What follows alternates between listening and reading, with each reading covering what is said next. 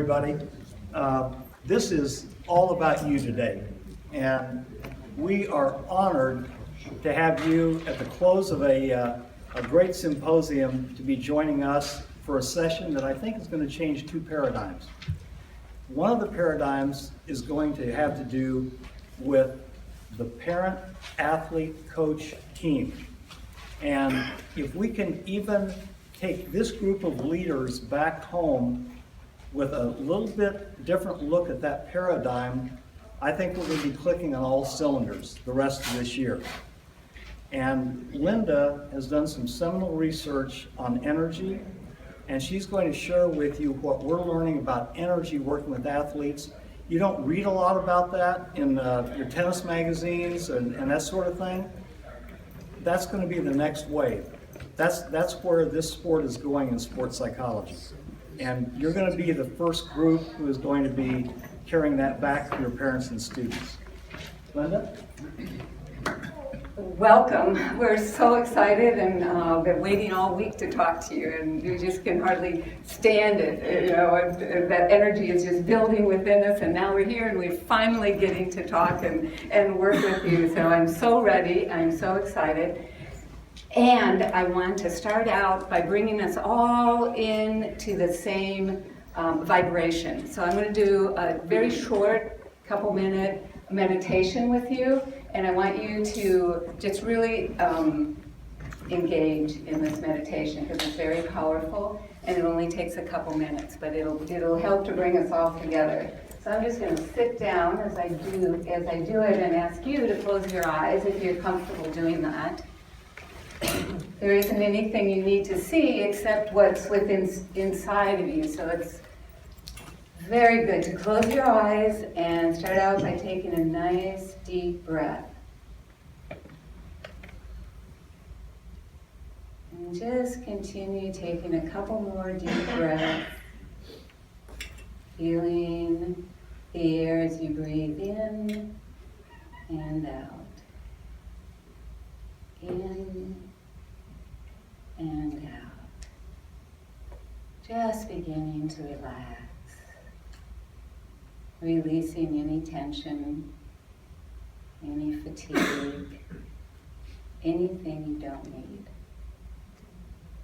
And continue focusing on your breath as I invite you now to bring in images of people in your life who are doing something or have done something important for you. People who respect you. People who keep a record of what you do right. People who sing your song when you've forgotten the words. People who love you when you no longer love yourself. People who forgive you when you can't forgive yourself. People who believe in you even more than you believe in yourself. Who are these people? Just allow yourself to connect with the love and gratitude you feel. And notice that energy flowing through your body, reaching every single cell. And take a nice deep breath. And now, very, very gently, bring with you that love and gratitude into this place, into this moment in time. And as you open your eyes and come back into the room, just very gently look around you.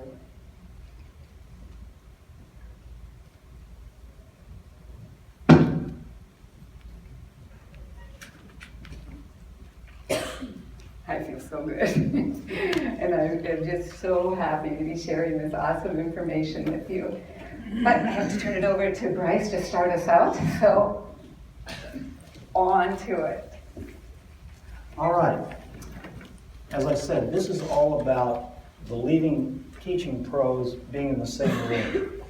And the fact that you're here on the close of a symposium at 8:30 in the morning speaks volumes to us about who you are.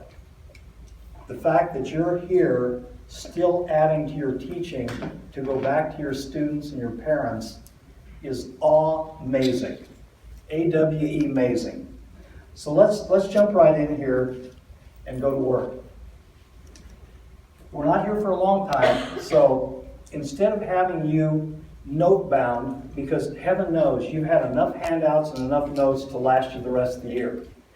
What we've done is put all the key points you want for your students and parents up here at the close of the symposium, all waiting for you. So anything you want to note that you say, well, this is a key one for me, jot it down, but you don't have to, there's not going to be a test at the end of this. So you can get out of that student mode and be a teacher who's going to help parents and who's going to help coaches and athletes. Let's start with this one. The parent is not the coach, and the parent is not the athlete. They may have been an athlete. That may be what brings their child or the player to you, but they are neither of those. You are the expert. The coach is the expert in training the athlete. The parent is absolutely the most important person in that child's or that athlete's life. And when we start from that paradigm, it's not ever us versus the parents. It's us with the parents. And so what we're going to be doing is talking about how do we clearly communicate our philosophy, who we are as a coach, to the parent, which is going to be so incredibly time efficient as you go forward working with the athlete. I cannot tell you the number of things it's going to save you time on. I mean, it is good coaching and it's good business. The loyalty you engender because of this communication is going to be awesome. I'm going to do this very quickly because we've been given just a few precious moments with you. I mean, we're going to, this thumb I'm showing you, the thumbnail is how much we're able to give you in the time we've been given. But we're going to introduce it to such a point, have the handouts.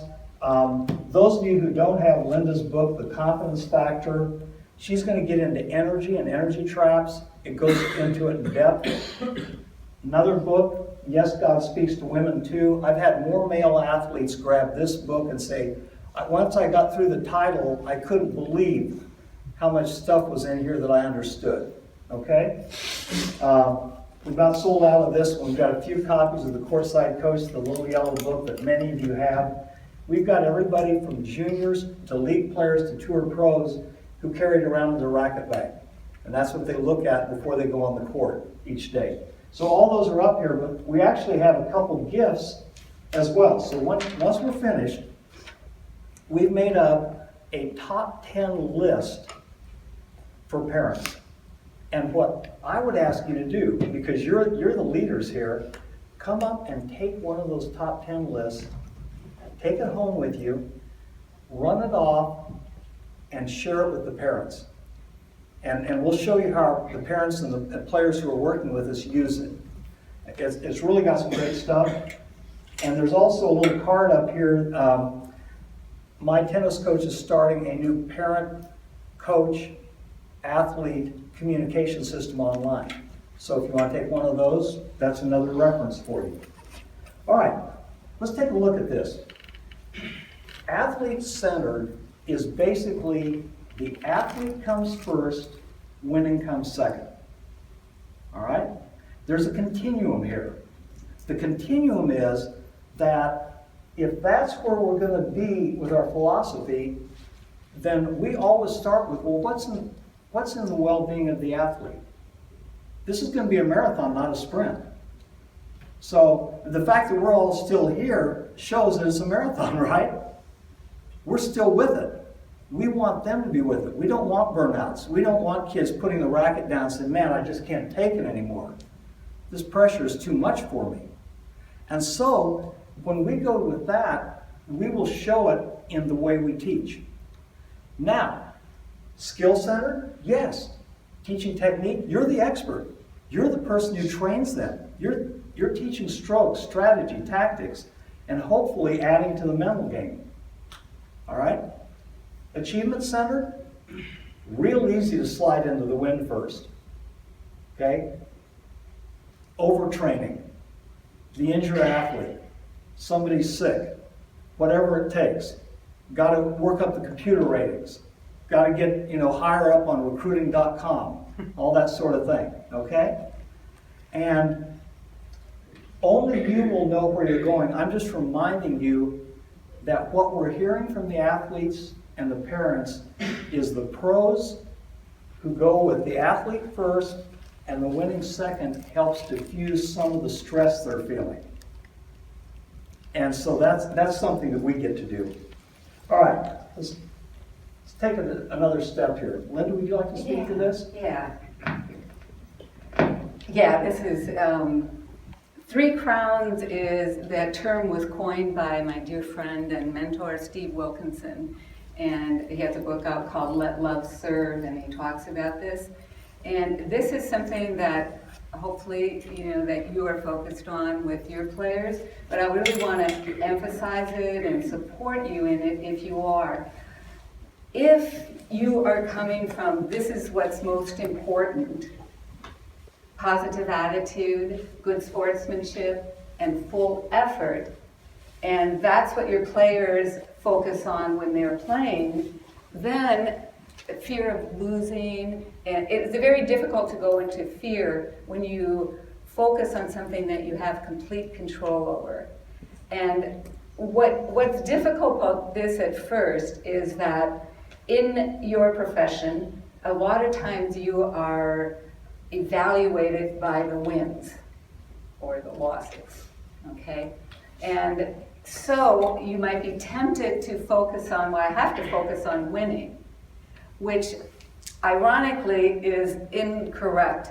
If you focus on these 3 things, which really cover a lot, if you focus on the athlete giving a positive attitude and all that that means, and full effort and good sportsmanship, and really that's in your training, that's important, in their matches, that's important, okay? The result of that is that they actually win more. And Steve Wilkinson, who coached for many, many, many, many years at the college level, had the best winning record of anyone in the country with this philosophy. And he really walked that talk. He really did that. And he has Tennis and Life Camp in Minnesota where that message is taught to everyone, but it's not just taught, it's role modeled. It really is something that works. And what I love about the term 3 crowns is that it's so much easier. Well, how'd you do in the 3 crowns today? And people respond to that. And I have kids coming back, I got a triple crown. Triple crown, I love that, I love that. So, and this goes also along with, are you athlete-centered? If you're athlete-centered, this is really what you're caring about, is who the player is and what they're developing as a player. And trusting, really trusting that this will lead to achieving their goals, because number one, it allows them to focus on what they have complete control over. And in our body and how our system works is when we feel free, when we're not in fear, in other words, when we feel free, that means also we feel like we're in control, then our bodies can soar. It can do what you've been training it to do. And all those lessons that we've taken, all that time on the court, it's allowed to come out and be expressed because there isn't fear blocking it. And that's the power of using the 3 crowns. All right. Thank you, Linda. All right, as I promised you, we have done the work for you. So at the close, we will have an entire checklist of any slide that you see up here. So if the slide looks for you and you want to say, oh, that's not me. If we have a slide up here and there's a key point you want to make, jot it down. But the real thing is getting the message, just like when you're teaching a lesson. I think it's me. I think so. It would be basic that you'd much rather have the student seeing, hearing, feeling the lesson than running over their notepad, right? So let's go with this. Here's what you find out from the parent about the athlete. Who would know, I'm thinking of Coach Brian back here, because he has a 10 and an 8-year-old, right? If I were ever privileged to get to work with his children, knowing what a terrific coach he is, I would first go to he and his wife and find out what their learning style is. I would go to each parent and say, what have you observed? How's your child learn best? Okay?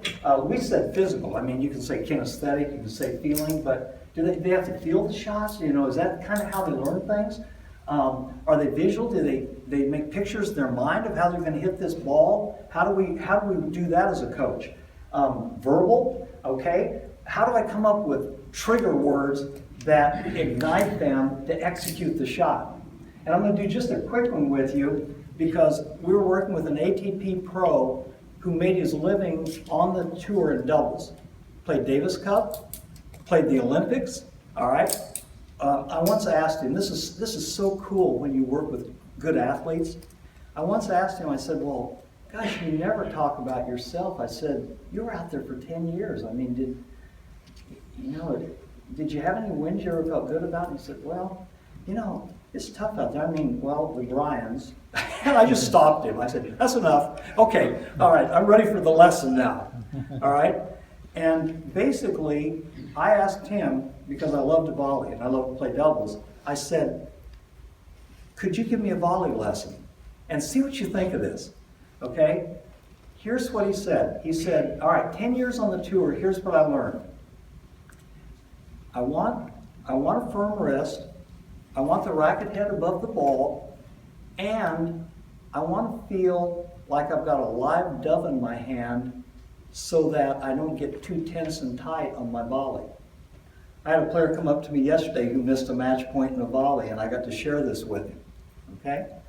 And he said, when I put an archery target in front of me and the ball doesn't get through the target, okay, see we're out in front now, but he's creating pictures for me.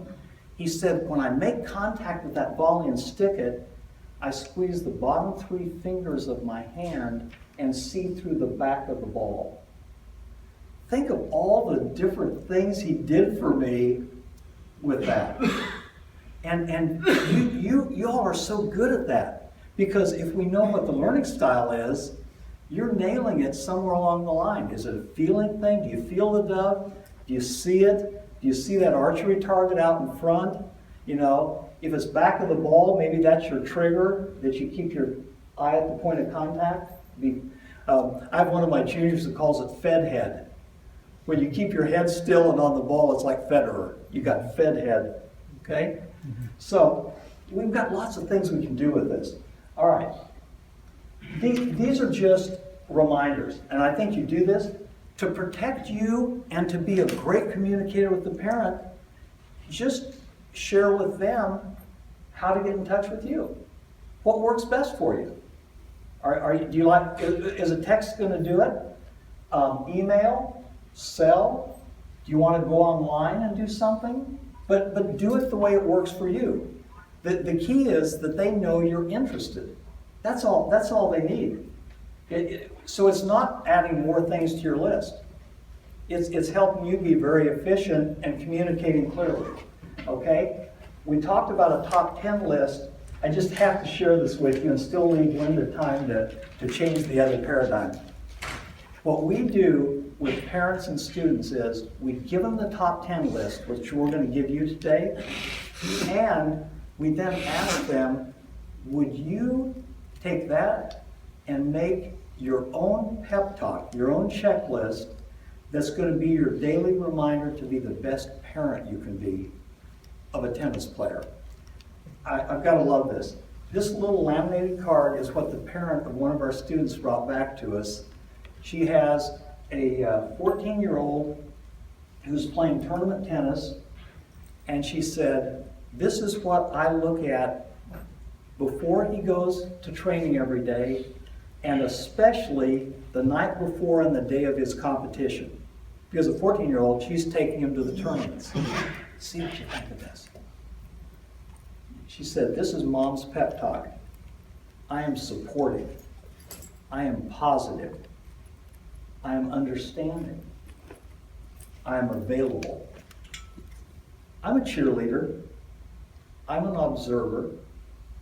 I'm unconditionally on your side. I am your champion. I'm respectful. And I'm prepared. That just fills my heart. But it's not, it's when things get crazy around the tournament, when things are, so much feels out of control, that's putting her back into control of what she can do. And it's almost like the 3 crowns, Linda. We're only focusing on what you can do, but we do it every day. Then look what she brought to me. She said, you talked about goal setting in a new way. You said, when you say I, it's yours. When you say am, you're already doing it. So you noticed everything we gave them was an I am. I am this, okay? And they're becoming it. This is on the nightstand by the bed of this 14-year-old. This little one is in the racket bag so he can remind himself of who he wants to be, okay? And what you're doing is you're developing a mindset daily. See, this isn't just you said it once or you did a goal setting session once. You're turning this into habits. These are absolutely habits. Would you like to hear his? Yes. Okay, now this is a 14-year-old. It was based on a session with Linda talking about what's your picture of yourself? What's your self-image going to be? Who are you going to be as a player? He said, who I am as a tennis player. I'm on my toes. I'm courageous. I'm hardworking. I'm fast. I'm energetic. I'm positive out there. I am strong. And he's a little guy. See, this is beautiful. I am strong. I am aggressive. I'm resilient. I am focused. I'm believing in myself. I love this. I'm ready. I believe. Every night before he goes to sleep, he's reading what he says I am. He sees that at night. He sees it in the morning before he leaves the house. And then this is in the racket cover when it really gets crazy at the tournament to remind himself. He'll even pull it out on changeovers. What do you think? Okay? And he's owning his game. I don't know if this blur means I'm not supposed to say anything. Not only is he saying those affirmations of who he is, we go over what each of those statements mean and how to build on those. So if he says, I believe in myself, that's not enough. He has to know, how does one believe in themselves? So we break down what is belief. Belief is your thoughts about yourself put into action. If you just think these things and there's no action, it doesn't solidify. So belief is really something very powerful within our energy, within our bodies, when we combine the thoughts, and we get to choose. Remember, we get to choose who we are. We get to choose our thoughts. And then, what actions go with that?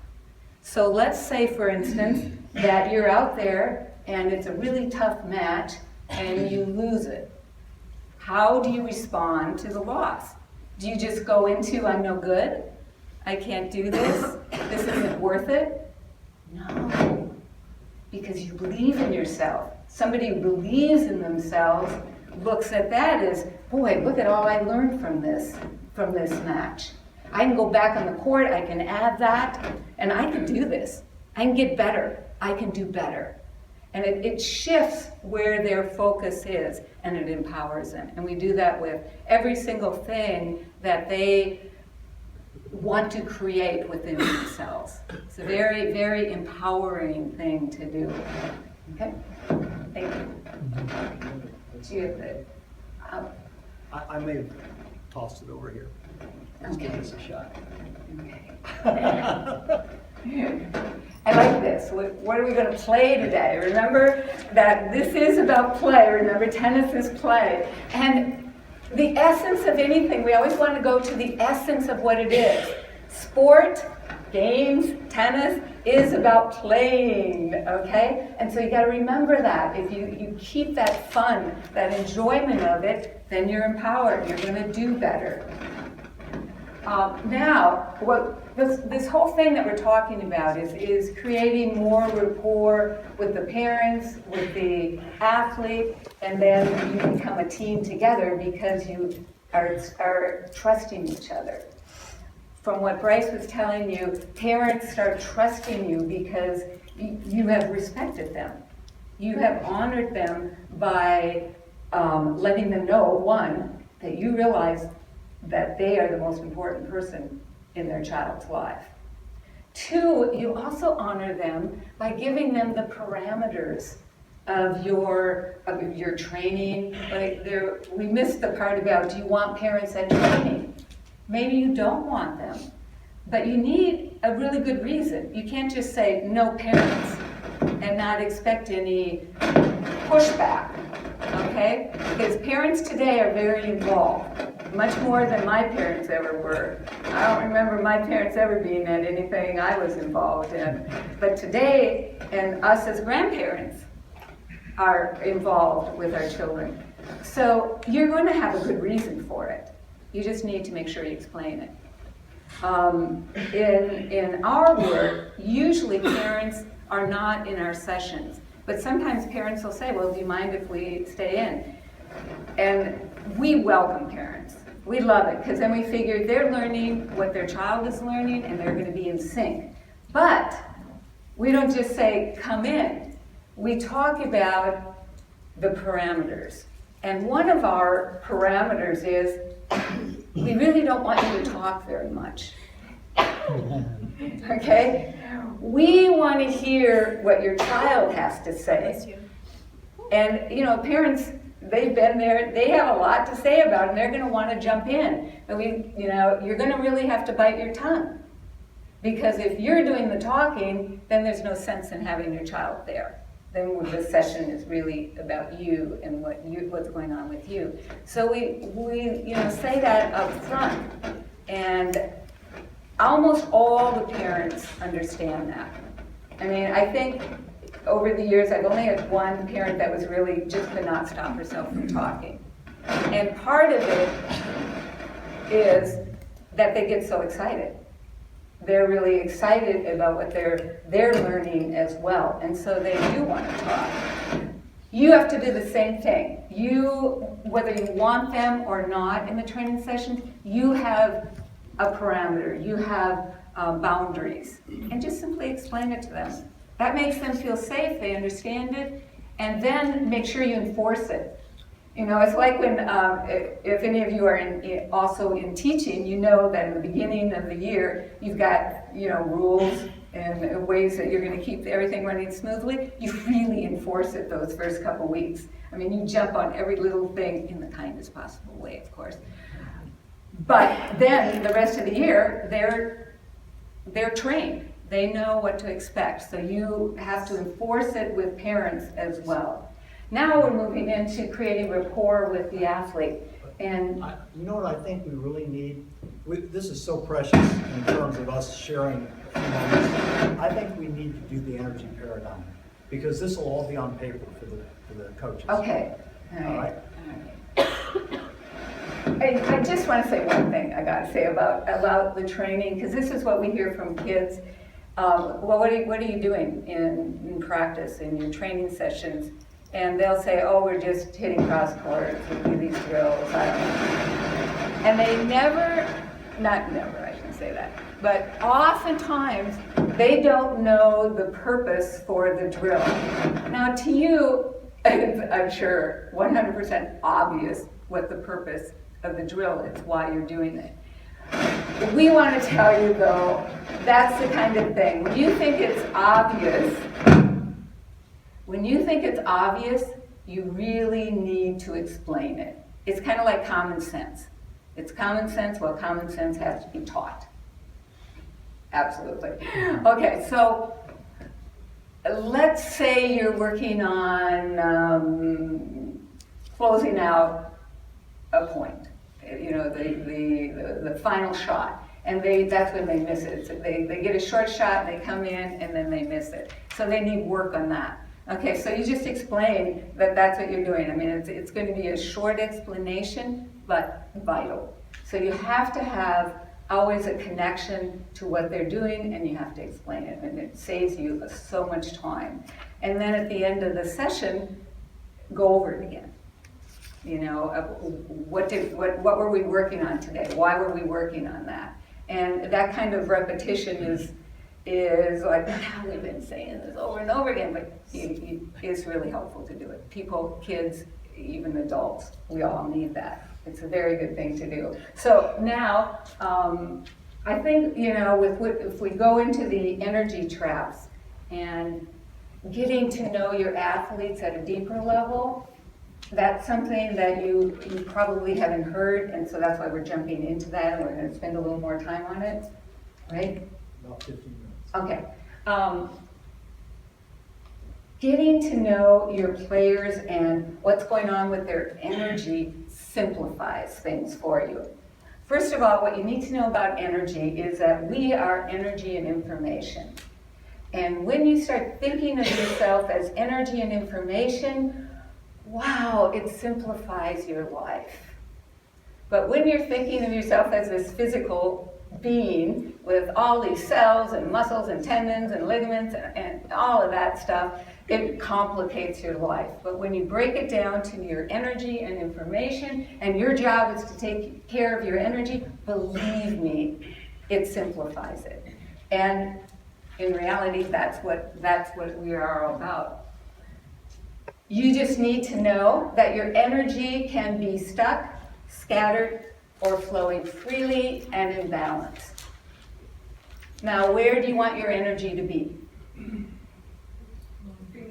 All right, see how easy that is? You just know that, even if you've never thought of it that way before. You want it flowing freely. After we did the short meditation this morning, just raise your hand if you felt really like your energy was just flowing freely. Raise your hand. I mean, I would be surprised if you didn't feel that way, because it's that what I call a bridge from fear to love is gratitude and appreciation. Gratitude and appreciation, if you're in fear and you don't know how to get out of it, go to gratitude and appreciation, and very, very slowly, sometimes very quickly, sometimes you're back into love energy.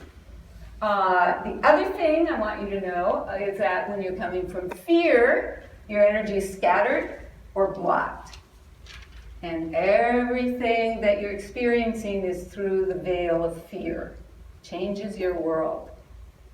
But when your energy is flowing freely and in balance, wow, then you're coming from love. And everything that you're viewing from that place of love changes your life.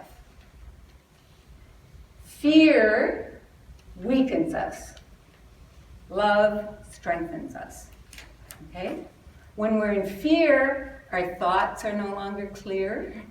We can't even see clearly, literally. But when we're coming from love, our thoughts open up. Our energy expands. The other thing I want you to know, and this is fun, is that energy vibrates. The frequency is different, okay? And we all vibrate at a different frequency. The goal is to have our energy vibrate at a high frequency. Because a higher vibration, a higher frequency is empowering. Your performance rises when your frequency is at a higher level. Okay, that's where belief is. That's where confidence is, trust, courage, determination, all those good things that we want to excel in, to exude. However, when we are at a lower vibration, okay, then our performance goes down. And that's those days when we went, I don't know what's going on here. You know, what's happening to me? That your energy level, your vibration was lower. And so you were in a weakened state. When you're competing and when we talk to our players, is like, okay, what was your energy? Where was your energy at? And it's not kind of like, you know, when you just start talking about energy and you're not understanding the nuance of the frequency, then it's hard to explain where you were in the court. But when you understand, oh yeah, my frequency or my vibration went down, okay, how did it go down? We want to know so that next time you can bring it up or keep it up. And of course, what lowers our energy, the vibration, are the lower level tools like doubt, frustration, anger, lack of belief, those kind of things lower the energy. So basically, if you know that much about energy, boy, you can do a lot with your energy, with your body. I mean, you're just going to be able to get through things that before you were stuck in the physical part and didn't know, and were possibly coming from fear instead of love, and you didn't even know it. So now, what we're excited about, and what I've been working on for really a very long time, and getting this information out. Now we want to associate it with how the athlete responds to you when they're in their energy trap. Now I realize that some of you have heard me talk about energy traps and have our books, and so you know what I'm talking about, but others, this is very new to you. I'm only briefly going to talk about what the energy traps are, and then trust you to go into it deeper and learn more about it, okay? An energy trap is a fear that blocks or scatters our energy. And that's what's important about it. It's about a specific fear that this person has, right? And there's 5 energy traps that we're going to talk about today. Everyone has a primary and a secondary energy trap, where you go to that traps you when you're getting close to achieving your goal. This block prevents us from achieving our goal. And it's like, to me, I think it's what the universe, God, creator, however you think of it, said is like, okay, this life in this physical body is going to be awesome for you. But I know you'd be bored if everything just went so smoothly. Okay, so I'm going to give you a challenge. And your challenge is going to be one of these energy blocks.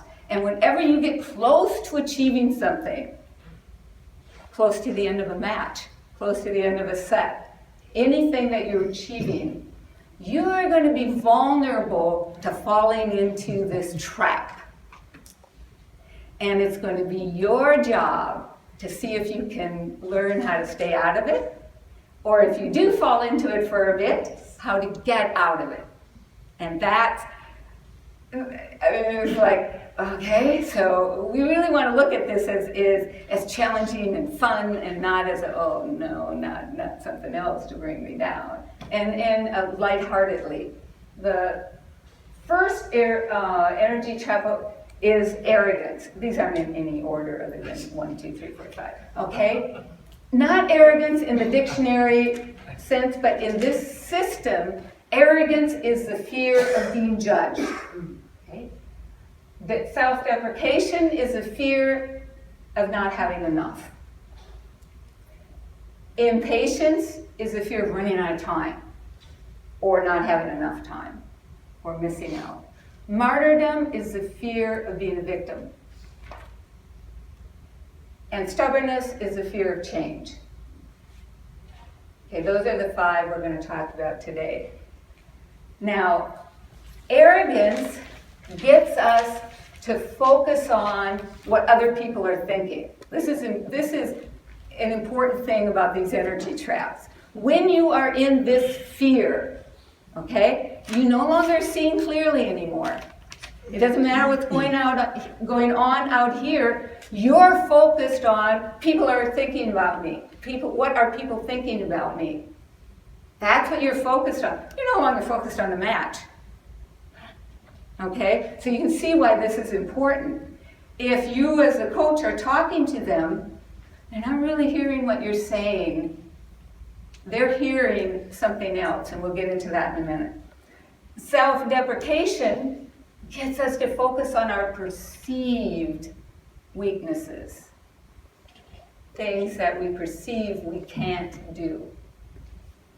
So you as a coach see them as somebody who is very capable and can do these things, but they're coming from fear now. And that fear is, I'm afraid I'm not good enough.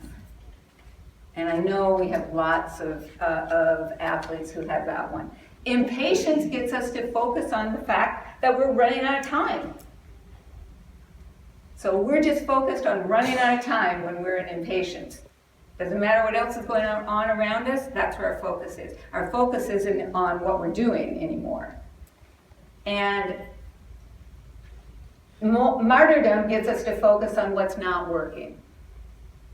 What's happening against us, not what's happening for us.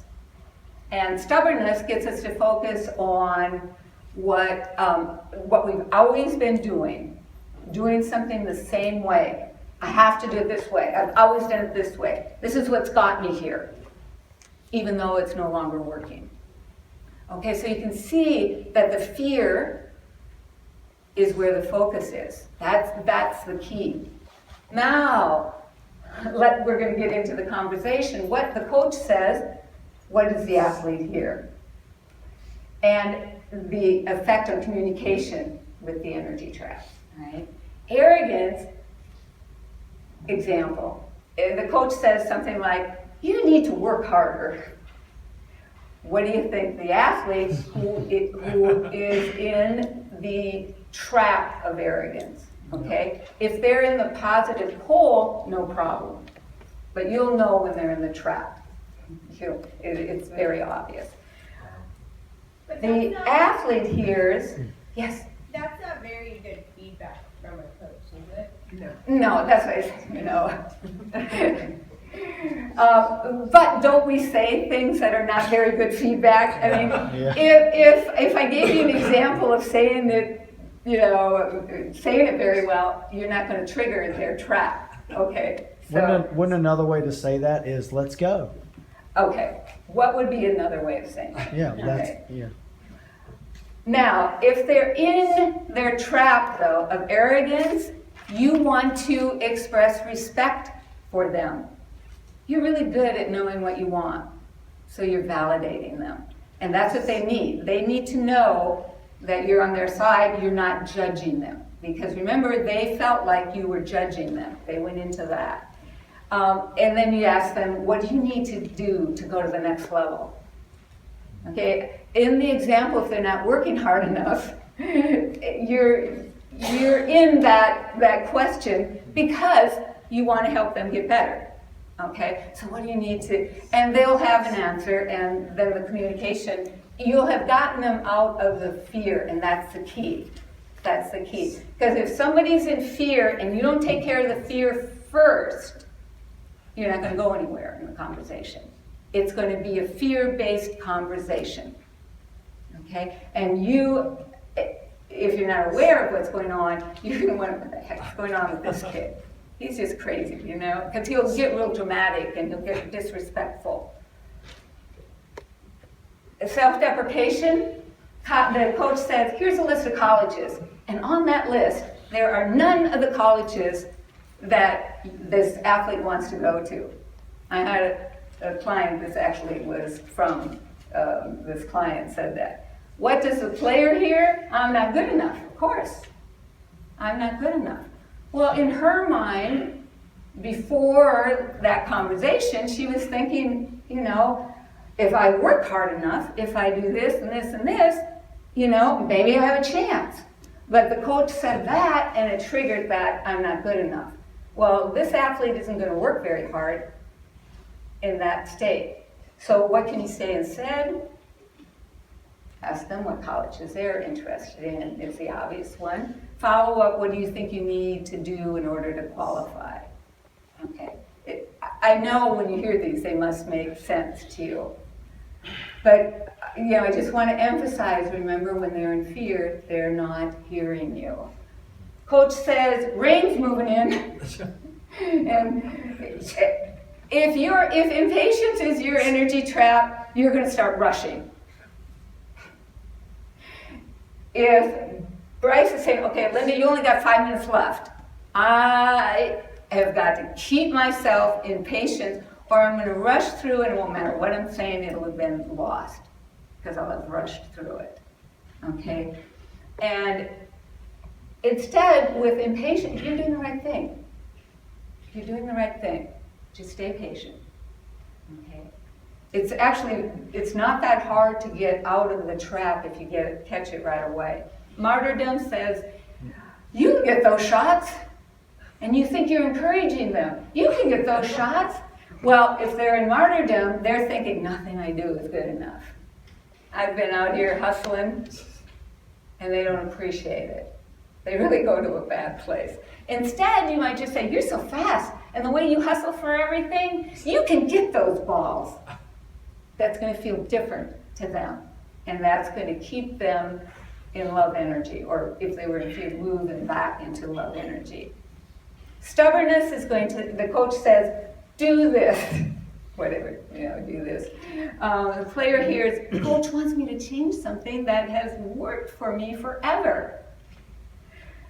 Recently we were talking with one of our clients, and our goal was to help her to open up to adding to her game. And she's just a young athlete, and she said, yeah, but I really like doing this, and it really works for me.